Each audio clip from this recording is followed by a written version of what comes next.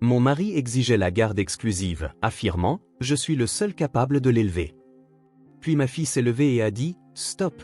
Tu ne leur as pas dit ce que tu as fait ». Ces mots l'ont fait pâlir et détourner le regard.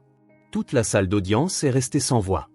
Avant de commencer l'histoire, n'oubliez pas de laisser un like et de vous abonner à la chaîne pour voir plus d'histoires comme celle-ci.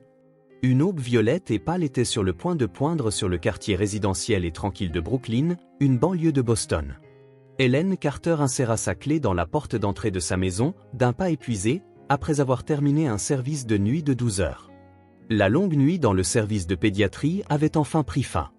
Lorsqu'elle ouvrit la porte, une petite silhouette en pyjama jaillit. « Maman, bon retour à la maison. » Sophia, 9 ans, courut vers sa mère, les cheveux ébouriffés par le sommeil. Hélène dissimula sa fatigue et serra doucement sa fille dans ses bras. « Bonjour, ma chérie. Tu es levée tôt. Je vais te préparer le petit déjeuner. » En se dirigeant vers la cuisine, Hélène observa l'état de Sophia. Récemment, elle avait l'impression que des ombres s'insinuaient sur le sourire de sa fille. L'éclat insouciant d'autrefois s'était estompé et ses expressions témoignaient parfois d'une mélancolie mature. Elle fit fondre du beurre dans la poêle et commença à préparer du pain perdu. Sophia, assise à la table de la salle à manger, terminait ses devoirs. Son étui de violon était posé à côté de sa chaise. Elle s'entraînait assidûment chaque jour pour le récital de l'école prévu le mois suivant. « Papa dort encore » demanda Hélène, et Sophia secoua la tête. « Non, il est déjà parti au travail. Il est rentré tard hier soir, alors il est parti tôt ce matin. » La main d'Hélène s'arrêta un instant. La vie avec son mari, Robert, était devenue de plus en plus tendue au cours des derniers mois. Il construisait solidement sa carrière d'analyste senior dans une grande société d'investissement, mais le temps passé en famille était sacrifié en prix de ce succès. Combien de fois Hélène avait-elle entendu sa phrase favorite ? « C'est une période cruciale pour ma carrière. » « Tu penses que papa viendra au récital ? » La petite voix de Sophia trahissait son anxiété. « J'en suis sûre. Papa doit avoir hâte d'entendre ton morceau de violon aussi. » Même en disant cela, la voix d'Hélène manquait de conviction. La réunion parents-professeurs du mois dernier, la journée sportive d'il y a 3 mois, Robert les avait toutes manquées, prétextant des réunions importantes. Après le petit déjeuner, pendant que Sophia se préparait pour l'école, Hélène rangeait le salon. L'agenda noir de Robert avait été oublié sur la table basse. Normalement, elle n'y aurait jamais touché, mais un petit morceau de papier blanc qui y était glissé tomba par terre. Hélène le ramassa nonchalamment. C'était un reçu de restaurant. Le Ritz-Carlton, dîner pour 2450 $. La date était celle du mercredi précédent. Ce jour-là, Robert avait dit qu'il avait un dîner important avec un client et avait quitté la maison plus tôt que d'habitude. Comme Hélène faisait un double service à l'hôpital, elle n'avait pas pu lui en demander plus. « Maman, j'y vais. » La voix joyeuse de Sophia ramena Hélène à la réalité. Elle remit précipitamment le reçu dans l'agenda et accompagna sa fille à la porte d'entrée. « Fais attention. Maman travaille cet après-midi, alors c'est papa qui viendra te chercher, d'accord ? Prends soin de toi aussi, maman. » Sophia sortit, portant son lourd sac à dos et tenant son étui de violon. En la regardant s'éloigner, des sentiments complexes s'agitèrent dans la poitrine d'Hélène. Seule dans le salon, Hélène s'enfonça profondément dans le canapé. Elle réfléchit au récent changement de Robert. Il avait acheté plusieurs nouveaux costumes et s'était mis à utiliser un parfum coûteux qu'il ne portait jamais auparavant. Et il y avait les heures supplémentaires et les dîners avec des clients de plus en plus fréquents. Cependant, tout cela n'était que des spéculations. Il n'y avait aucune preuve. Le soupçonné risquait de perturber l'équilibre de cette famille. Par la fenêtre, une famille voisine jouait joyeusement dans son jardin. Le père poussait son fils sur une balançoire tandis que la mère regardait en souriant. Hélène se leva et se dirigea vers la chambre. Il était temps de revêtir sa blouse blanche pour son service de l'après-midi. Elle regarda son visage dans le miroir. Elle avait bâti une carrière de 12 ans en tant qu'infirmière et était aimée de ses jeunes patients. Mais qu'en était-il de sa propre famille ? « Ce n'est rien, je me fais probablement des idées », murmura-t-elle comme pour se convaincre. Mais l'anxiété qui s'était installée au plus profond de son cœur ne voulait pas disparaître. 3 mois plus tard, les soupçons d'Hélène s'étaient mués en certitude. Ce fut par une nuit pluvieuse, alors qu'Hélène rentrait de son service de nuit plus tôt que prévu. Elle entendit Robert parler au téléphone dans le salon. La voix qui filtrait à travers la porte était nettement différente de ses conversations professionnelles habituelles. « C'est merveilleux que nous puissions nous revoir ce soir. Hélène ne le saura jamais. » Le sang d'Hélène se glaça. Elle referma doucement la porte d'entrée et tua le temps dans sa voiture pendant environ 1 heure avant de rentrer à nouveau. Robert avait déjà pris sa douche et agissait comme si de rien n'était. Au cours des semaines suivantes, Hélène rassembla méticuleusement des preuves. Les relevés de cartes de crédit montraient des paiements dans des restaurants d'hôtels de luxe et des boutiques. L'historique de navigation de sa voiture enregistrait l'adresse d'un appartement haut de gamme en ville. L'élément décisif fut le mouchoir qu'elle trouva dans la poche de son costume, imprégné d'un parfum inconnu. C'était l'odeur d'une jeune femme qu'Hélène ne connaissait pas. Son indifférence envers la famille devenait de jour en jour plus flagrante. Il parlait fort au téléphone même lorsque Sophia s'entraînait au violon, et quand sa fille lui parlait, il répondait d'un air absent. Le mois dernier, le jour de l'anniversaire de Sophia, il était absent, prétextant un voyage d'affaires soudain. Hélène prit sa décision. Elle ne pouvait pas continuer cette fausse vie conjugale. Cependant, ce qui l'inquiétait le plus, c'était Sophia. Comment pourrait-elle expliquer cette réalité à sa fille de 9 ans? Un soir, au calme, après que Sophia eut terminé ses devoirs et fut allée dans sa chambre, Hélène se résolut à affronter Robert. Il était assis sur le canapé, son ordinateur portable ouvert, consultant des documents. « Robert, j'ai besoin de te parler. »« Je suis occupé maintenant, plus tard. »« Ça ne peut plus attendre. Je veux le divorce. » Les mains de Robert s'immobilisèrent. Il leva lentement les yeux et fixa Hélène. Il n'y avait aucune expression de surprise, mais plutôt un rictus méprisant qui apparut. « Eh bien, tu as fini par comprendre. » Hélène resta sans voix face à sa réaction. Aucune culpabilité, aucun mot d'excuse. C'était comme s'il s'était attendu à ce jour. Avec une froide indifférence, il poursuivit. « D'accord, j'accepte le divorce. Mais je ne renoncerai pas à la garde de Sophia. »« Qu'est-ce que tu as dit ?» Robert se leva et toisa Hélène. « Tu es infirmière. Travail de nuit, travail le week-end, un mode de vie irrégulier. Tu penses que c'est un bon environnement pour une enfant de 9 ans ? C'est moi qui ai élevé Sophia seule tout ce temps. Tu n'étais concentré que sur ton travail. »« Ton travail ?» Robert se mit à rire. « Qu'est-ce que tu appelles élever seule ? La larguer à la garderie et t'occuper des enfants des autres à l'hôpital la nuit ? C'est ça, le rôle d'une mère ?» Hélène tenta de répliquer, mais Robert continua. « Je gagne 250 000 $ par an. Combien tu gagnes, toi ? Environ 60 000 $. Lequel de nous deux peut offrir une meilleure vie à Sophia ? C'est évident, n'est-ce pas ? » À partir de cette nuit, une guerre froide commença entre eux. Alors que les préparatifs de la médiation pour le divorce avançaient, Robert mettait méthodiquement en place des conditions en sa faveur. Le jour de la médiation, l'atmosphère dans la salle d'audience penchait clairement en faveur de Robert. L'avocat qu'il avait engagé, Maître Harrison, était un ténor du barreau réputé et compétent. Pendant ce temps, Hélène ne pouvait s'offrir qu'un jeune avocat recommandé par une organisation d'aide juridique. Le revenu annuel de M. Carter est de 250 000 $. D'autre part, celui d'Hélène est de 60 000 $. Il est clair qui peut offrir une meilleure vie à l'enfant, déclara avec assurance Maître Harrison au tribunal. Les documents préparés comprenaient des registres des promotions de Robert, ses performances en investissement et des lettres de recommandation montrant son statut social.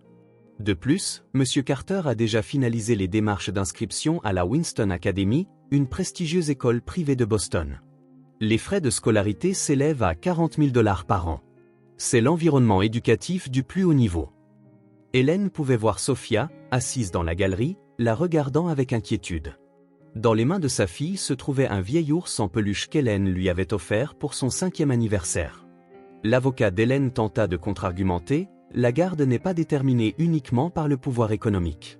Hélène a été seule responsable des soins quotidiens de Sophia, des trajets scolaires, des soins quand elle était malade, de l'aide aux devoirs. Elle a tout fait.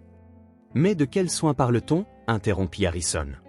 Des services de nuit la moitié de la semaine, un taux de participation aux événements scolaires de seulement 30%. Le mois dernier, elle a manqué le concert de l'école de Sophia, prétextant une chirurgie d'urgence. Peut-on appeler cela une mère dévouée ?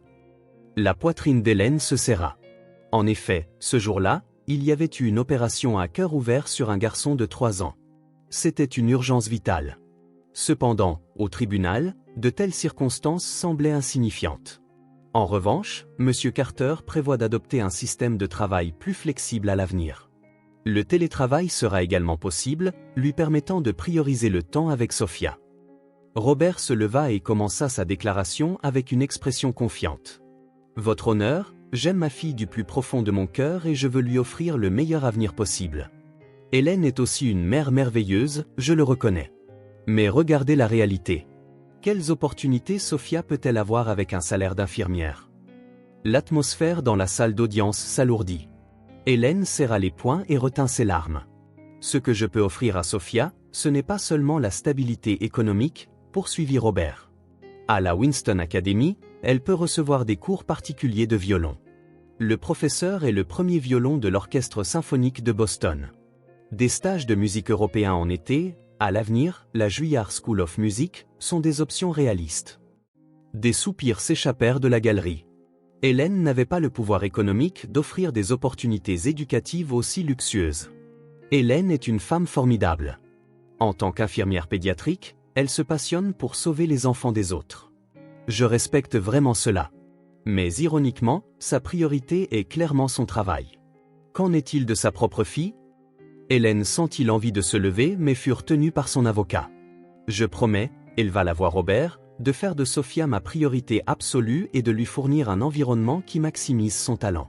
Je crois que c'est la responsabilité d'un père véritablement aimant. La salle d'audience tomba dans le silence. Les paroles de Robert étaient logiques et persuasives. Hélène commençait à sentir que sa position était désespérée. Lorsque la séance fut suspendue, Hélène serra Sophia dans ses bras dans le couloir. Elle pouvait sentir le petit corps de sa fille trembler. « Je suis désolée, maman, que tout cela arrive. Ce n'est absolument pas de ta faute. Mais si j'avais été une meilleure enfant, ne dis pas ça. » Hélène prit le visage de sa fille entre ses mains. « Tu es parfaite. Maman te protégera. » Sophia commença à dire quelque chose puis s'arrêta.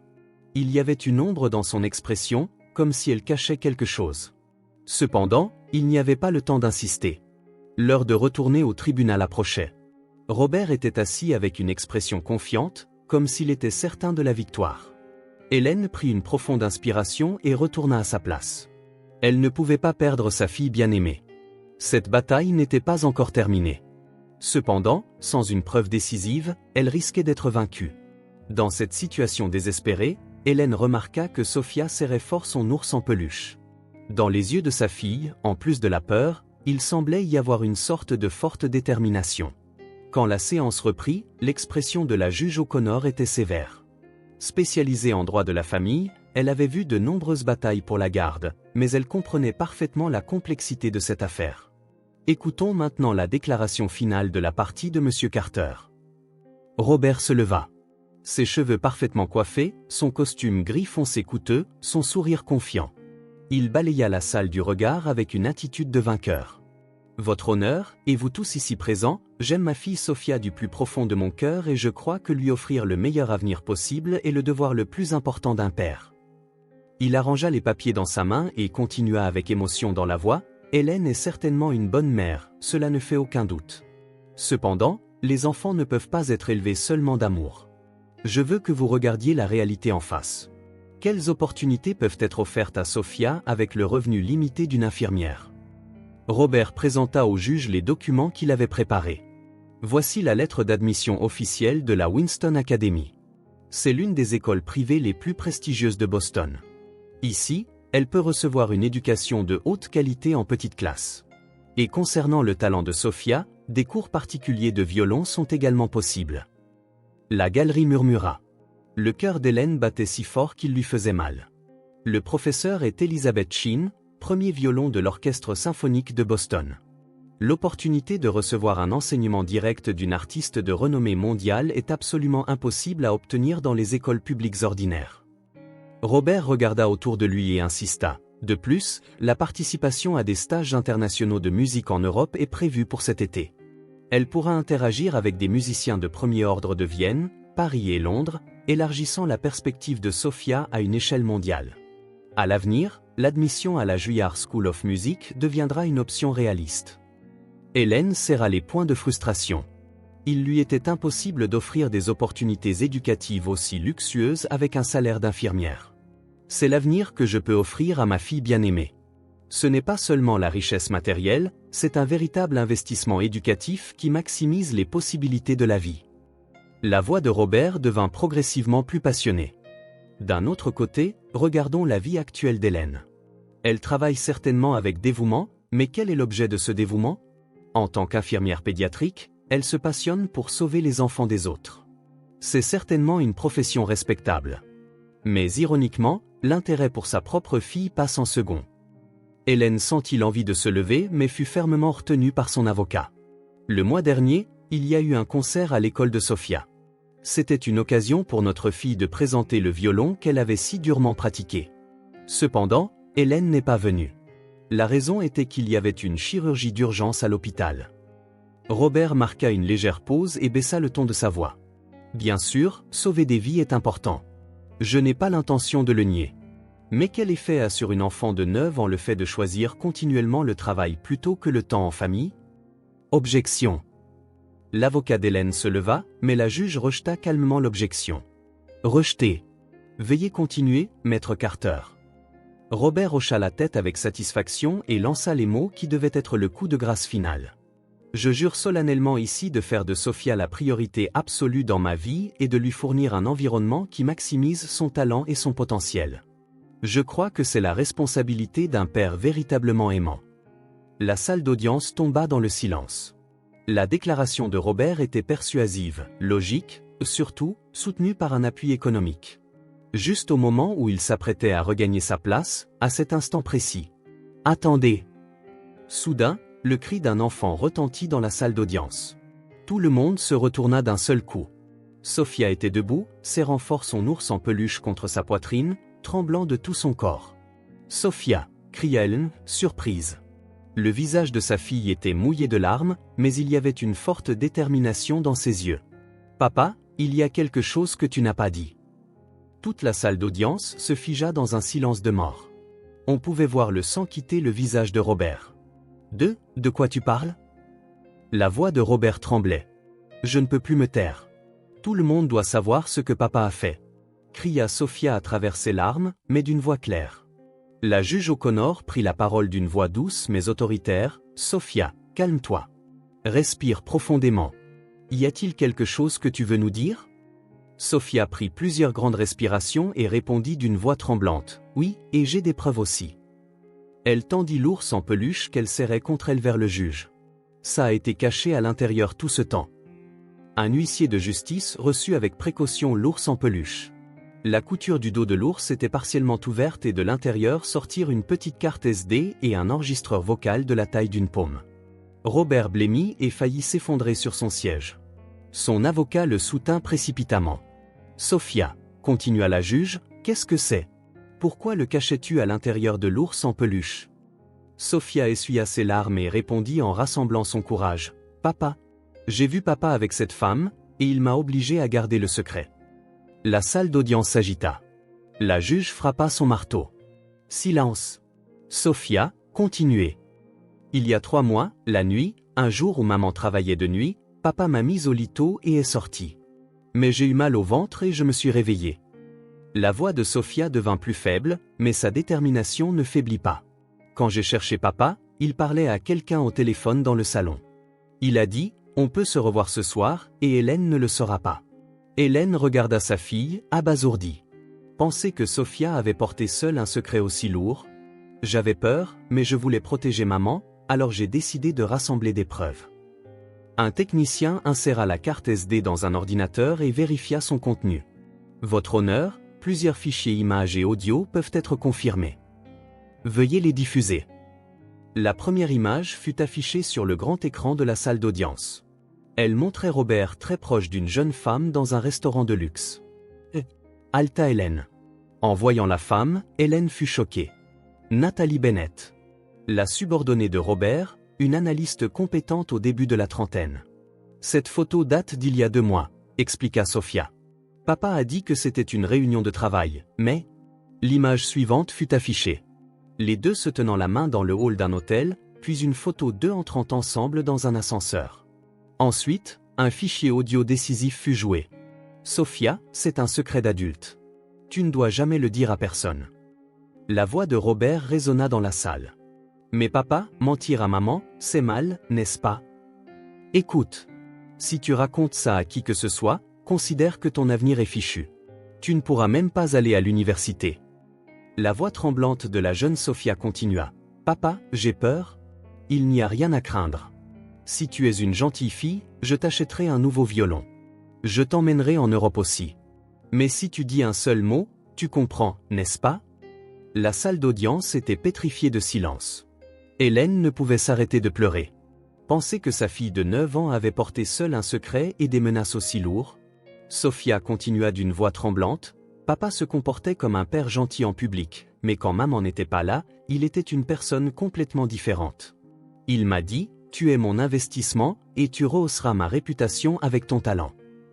Robert tenta de se lever, mais ses jambes étaient instables et il se rassit. Mais aujourd'hui, quand j'ai entendu papa dire du mal de maman au tribunal, je n'ai pas pu le supporter plus longtemps. Sophia essuya ses larmes et regarda droit vers la juge. Maman est certainement occupée, mais elle pense à moi d'abord. Quand je suis malade, elle veille toute la nuit pour s'occuper de moi, et elle écoute mes répétitions de violon tous les jours. Papa ne me voit que comme un investissement, mais maman m'aime en tant que sa fille. La salle d'audience devint chaotique. Des voix surprises s'élevèrent de la galerie et le son des notes des journalistes résonna. Un grand moniteur fut amené à l'avant de la salle, et le personnel technique commença à examiner attentivement le contenu de la carte SD. Hélène regarda sa fille avec incrédulité. « Sophia, tu as fait tout ça toute seule ?» La juge parla d'une voix douce mais résolue. « Sophia, pourriez-vous venir à la barre des témoins? Ne vous inquiétez pas, il n'y a pas à avoir peur. Dire la vérité demande un grand courage. » Sophia se dirigea vers la barre des témoins à petits pas. Même lorsqu'elle posa ses mains sur la balustrade, elle était encore trop petite et le microphone dut être ajusté. « D'abord, comment as-tu rassemblé ces preuves ?» demanda la juge. « J'ai utilisé l'appareil photo pour enfants que j'ai eu pour Noël l'année dernière, répondit Sophia d'une voix tremblante mais claire. C'est papa qui me l'a acheté. Ironique, n'est-ce pas? À ces mots, Robert afficha une expression d'angoisse. Le technicien rapporta, votre honneur, 12 images et environ 3 heures de fichiers audio peuvent être confirmés sur la carte SD. La période s'étend sur les 3 derniers mois. Veuillez afficher la première image. La photographie affichée à l'écran fit frémir toute la salle. Elle montrait Robert et une jeune femme très proche au luxueux restaurant français Léo Bernardin. La main de la femme était enlacée au bras de Robert, et les deux se regardaient comme des amants. C'est une photo d'il y a 2 mois, expliqua Sophia. Papa a dit que c'était un dîner avec un client important, mais j'ai pris un taxi avec mon argent de poche et je suis allé voir en secret. La poitrine d'Hélène se serra. Sa fille de 9 ans avait fait une chose si dangereuse toute seule. L'image suivante fut affichée. Robert embrassant la même femme devant un appartement de luxe à Beacon Hill. Nathalie Bennett, murmura doucement Hélène. C'était la subordonnée de Robert, une femme compétente titulaire d'un MBA de l'université Harvard. Elle avait 3 ans de moins qu'Hélène et était célibataire. « Connaissez-vous cette femme, Madame Carter ?» demanda la juge. « Oui, c'est la subordonnée de mon mari. Elle est venue plusieurs fois chez nous. » Puis, le fichier audio décisif fut joué. « Nathalie, quand je suis avec toi, je peux être moi-même. » La voix de Robert résonna dans la salle. « Robert, mais je me sens mal pour Sophia. Cette enfant n'est plus elle-même ces derniers temps. » C'était la voix de la jeune femme, Nathalie. « Cet enfant est mon investissement pour l'avenir. Elle a un talent musical, donc elle rehaussera mon statut social plus tard. Une mère médiocre comme Hélène détruirait le potentiel de Sophia. » La salle s'agita. Hélène était abasourdie. Penser que son mari voyait leur fille de cette façon? L'audio continua, mais si on se fait prendre? Il n'y a aucune chance qu'on se fasse prendre. Hélène est absorbée par son travail et ne voit rien de ce qui se passe à la maison. Et je m'assurerai que Sophia n'ouvre jamais la bouche. Comment? La peur. Les enfants peuvent être contrôlés par la peur. Si tu menaces de leur enlever leurs opportunités futures, ils feront tout ce que tu dis. Hélène ne pouvait s'arrêter de pleurer. Rien que d'imaginer à quel point sa fille avait dû être terrifiée lui donnait l'impression que son cœur allait se briser. « Veuillez diffuser le fichier audio suivant », ordonna la juge. Cette fois, c'était un enregistrement de Robert menaçant Sophia. « Écoute, Sophia. Tu ne dois jamais parler à personne de ce que tu as vu. Mais papa, mentir à maman, c'est mal. Écoute. La voix de Robert se transforma en un cri. Si tu dis un seul mot à ce sujet, tes études de musique s'arrêtent là. Je te prendrai aussi ton violon. Je ne te laisserai pas aller à l'université. Tu vivras dans la pauvreté pour le reste de ta vie. On pouvait entendre les pleurs de Sophia. Papa, j'ai peur? Il n'y a pas à avoir peur. Si tu es une gentille fille, tout ira bien. Je t'achèterai un nouveau violon et je t'emmènerai en Europe. Mais si tu me trahis, tu comprends, n'est-ce pas? La salle d'audience était complètement silencieuse. C'était une intimidation d'une telle cruauté envers une enfant de 9 ans. Soudain, la porte de la salle s'ouvrit. Nathalie Bennett entra, le visage baigné de larmes, visiblement bouleversée. « Je suis désolé, votre honneur. S'il vous plaît, laissez-moi témoigner aussi. » Robert se leva. « Nathalie, qu'est-ce que tu fais? Ne viens pas. » « Arrêtons de mentir, Robert, » répondit Nathalie résolument. La juge l'appela à la barre des témoins. « J'ai eu une relation inappropriée avec Robert Carter », commença Nathalie son témoignage d'une voix tremblante. « Au début, je recevais simplement des conseils professionnels. Cependant, c'est progressivement devenu une relation personnelle. » Elle prit une profonde inspiration avant de continuer. Il qualifiait sa femme, Hélène, de frein à sa carrière, et il parlait de Sophia comme d'un investissement pour l'avenir. Il essayait d'utiliser le talent musical de sa fille pour rehausser son propre statut social. La salle s'agita. Un soir, j'ai appris que Sophia avait été témoin de notre relation. La réaction de Robert à ce moment-là? Nathalie s'étrangla avec ces mots. C'était d'une froideur extrême. Il a menacé une enfant de 9 ans et a essayé de la réduire au silence par la peur. « Assez !» cria Robert. « Ne raconte pas de mensonges. » Cependant, Nathalie continua, « J'ai repris mes esprits. Peu importe à quel point j'essayais de me justifier, je participais à la destruction d'une famille et je blessais une enfant innocente. » Elle se tourna vers Hélène. « Hélène, je suis sincèrement désolée d'avoir détruit votre famille. Vous êtes une mère merveilleuse. Peu importe avec quel mépris Robert parlait de vous, je pouvais voir que Sophia vous aime profondément. » Et enfin, elle regarda Sophia. « Sophia, je suis vraiment reconnaissante pour ton courage. Si tu n'avais pas révélé la vérité, j'aurais continué cette erreur pour le reste de ma vie. Tu es vraiment une enfant forte. » La juge O'Connor prit la parole avec une expression solennelle. Après examen approfondi de ses preuves et témoignages, la Cour rend le jugement suivant. La salle d'audience tomba dans le silence. Le comportement menaçant de Robert Carter envers un enfant et ses actes malhonnêtes envers sa famille compromettent gravement son aptitude à être parent gardien. Robert blêmit et s'agrippa à sa chaise. La garde exclusive de Sophia Carter est accordée à sa mère, Hélène Carter. Hélène s'effondra en larmes de soulagement. De plus, Robert Carter n'est autorisé qu'à des visites mensuelles surveillées avec un conseiller professionnel. Il lui est également ordonné de suivre 6 mois de conseils psychologiques concernant son comportement menaçant envers l'enfant. Robert baissa la tête, incapable de dire un mot. Son avocat comprit également qu'il n'y avait plus de place pour l'argumentation. À la fin de l'audience, Hélène se précipita vers Sophia. La mère et la fille s'étreignirent longuement en pleurant. « Je suis désolée, maman, que tout cela soit arrivé. Ne t'excuse pas. Tu as été vraiment courageuse. Porteur un secret aussi lourd toute seule. Mais je voulais protéger maman. Quand j'ai entendu papa dire du mal de toi, je n'ai pas pu le supporter. » Les deux pleurèrent en se serrant fort l'une contre l'autre. La longue bataille était enfin terminée. 3 mois après le verdict, Hélène et Sophia vivaient une nouvelle vie dans un petit appartement sur 2 étages à Brooklyn. Bien que modeste comparée à leur luxueuse maison d'avant, c'était pour elles deux un foyer irremplaçable, un espace rempli d'un amour véritable et sincère. Dans le salon, le violon de Sophia était soigneusement rangé. La semaine dernière, elle avait remporté la médaille d'or à un concours régional. Le diplôme était fièrement exposé sur le piano. « Maman, regarde !» Quand Sophia rentra de l'école, elle courut vers Hélène avec enthousiasme. Elle tenait une nouvelle partition. « Le professeur de musique me recommande pour le concours de l'État le mois prochain. »« C'est merveilleux. » Hélène serra sa fille dans ses bras. « Ton travail acharné a porté ses fruits. » Bien qu'elle ne puisse plus recevoir de cours privés coûteux, la passion de Sophia pour la musique n'avait pas du tout diminué. Au contraire, libérée de la pression, elle avait appris à apprécier la musique purement. Le soir, la sonnette retentit. C'était le jour de la visite mensuelle. Quand Hélène ouvrit la porte, Robert était là. Il avait maigri, semblant être une personne différente d'il y a 3 mois, et un profond regret se lisait dans ses yeux. Peut-être grâce aux effets du suivi psychologique, son arrogance d'antan avait disparu. « Bonjour, Hélène.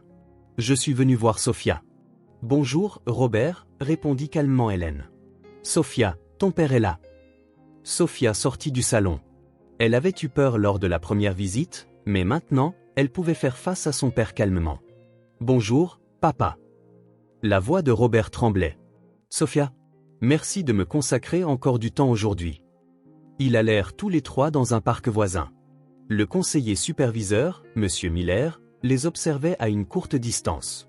Ils s'assirent sur un banc et le silence persista un moment. « Sophia, j'ai entendu dire que tu as remporté la médaille d'or au concours, » prit la parole Robert. « Félicitations. Tes interprétations ont toujours été magnifiques. »« Merci, papa. J'ai vraiment eu tort. » Robert tendit une enveloppe de ses mains tremblantes. « C'est une lettre pour toi. Tu n'es pas obligé de la lire tout de suite. Un jour, si le jour vient où tu pourras me pardonner, j'aimerais que tu la lises. » Sophia reçut l'enveloppe et la tint précieusement. « Papa, comment se passe le suivi ? » « C'est difficile, mais je comprends que c'est nécessaire. Ce que je t'ai fait, ce que j'ai fait à maman, tout était mal. La famille n'est pas une propriété. Ce sont des personnes que l'on aime. » Robert continua en essuyant ses larmes. « Ton talent musical n'était pas pour mon succès non plus. C'était pour ta propre joie et ton épanouissement.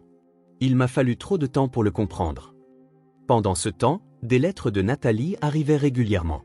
Elle avait quitté Boston et commencé une nouvelle vie à Chicago. Sa dernière lettre disait « Chère Hélène, j'ai commencé à étudier la psychologie de l'enfant. Je veux travailler à la création d'environnements où les enfants peuvent grandir en toute sécurité. Le courage de Sophia a changé ma vie. Je lui suis vraiment reconnaissante. » Le soir, avant que Sophia n'aille se coucher, la mère et la fille parlaient comme elles le faisaient toujours. « Maman, qu'est-ce que c'est, la famille, selon toi ?» Hélène réfléchit un instant et répondit « Ce n'est pas une grande maison, de l'argent ou des titres impressionnants. C'est de pouvoir se faire confiance, se respecter et ne pas se mentir. » Sophia continua « C'est ça. Une relation où l'on peut partager la vérité. » Sophia sourit. « Alors, nous sommes une vraie famille maintenant. » Oui, une vraie famille. Par la fenêtre, la ville de Boston s'endormait tranquillement. Dans une petite pièce d'appartement, une mère et sa fille sentaient la chaleur l'une de l'autre en attendant un lendemain rempli d'espoir. Quelques mois plus tard, Hélène décida d'obtenir des qualifications supplémentaires en tant que travailleuse sociale à l'hôpital. Elle voulait s'impliquer plus profondément dans les problèmes familiaux qu'elle rencontrait dans le domaine médical. Sophia, de son côté, approfondissait ses liens avec les enfants de son âge à travers la musique. La famille n'est pas une question de lien du sang, de richesse ou de statut social. C'est un lien irremplaçable, tissé de vérité et d'amour, à travers toutes les épreuves. La mère et la fille avaient appris cette véritable signification par l'expérience et avaient commencé à cheminer sur la voie de leur nouvelle vie.